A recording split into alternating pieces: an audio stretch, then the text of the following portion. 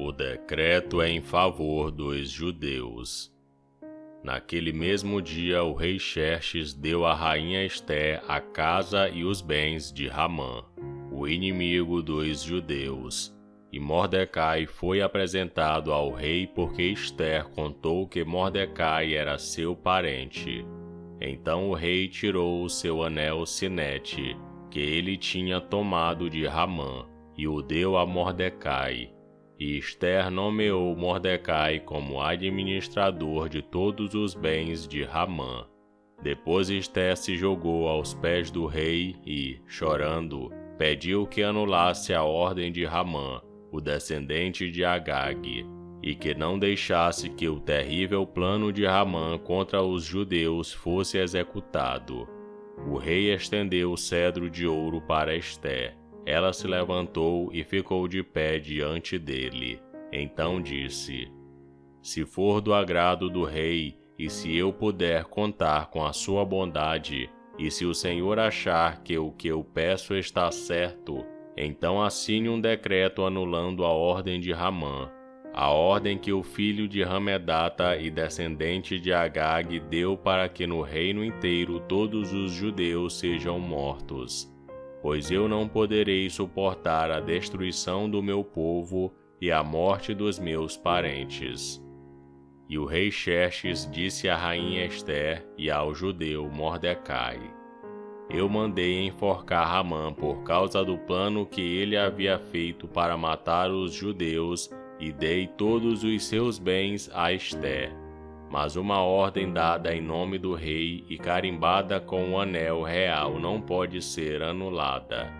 Porém escrevam o que quiserem aos judeus, assinem em meu nome e selem as cartas com o meu anel. Isso aconteceu no dia 23 do terceiro mês, o mês de Sivã. Mordecai mandou chamar os secretários do rei e ditou um decreto aos judeus, aos representantes do rei, aos governadores das províncias e aos chefes dos vários povos em todas as províncias do reino, que eram 127 ao todo, e iam desde a Índia até a Etiópia. O decreto foi traduzido para todas as línguas faladas no reino, e cada tradução seguia a escrita usada em cada província. O decreto foi copiado também na língua e na escrita dos judeus. As cartas foram escritas em nome do rei, carimbadas com o anel real e levadas por mensageiros montados em cavalos criados nas estribarias do rei. Nas cartas, o rei dava autorização aos judeus de todas as cidades do reino para se organizarem e se defenderem contra qualquer ataque.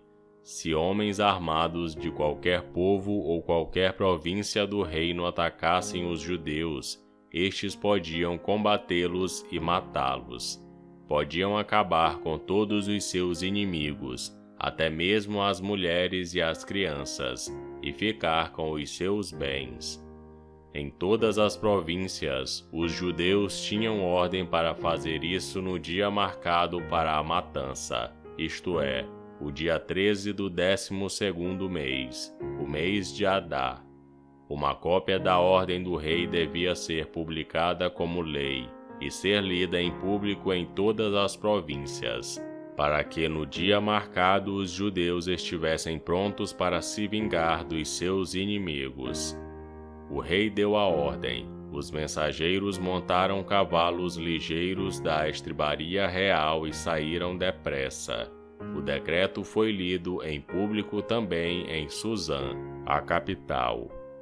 Mordecai saiu do palácio usando uma roupa real azul e branca, com uma grande coroa de ouro na cabeça e uma capa vermelha de linho fino. Todos os moradores da cidade de Suzã ficaram muito contentes e soltaram gritos de alegria. E para os judeus brilhou a luz da felicidade, da alegria e da vitória. Em todas as cidades do reino onde foi lida a ordem do rei, os judeus ficaram felizes e se alegraram e comemoraram com festas e banquetes. Além disso, Entre os vários povos do reino, muitos se tornaram judeus, pois agora estavam com medo deles. E esse foi Esther capítulo 8. Curta o vídeo e inscreva-se no canal para você ouvir todos os dias um capítulo da Bíblia. Que Deus te abençoe.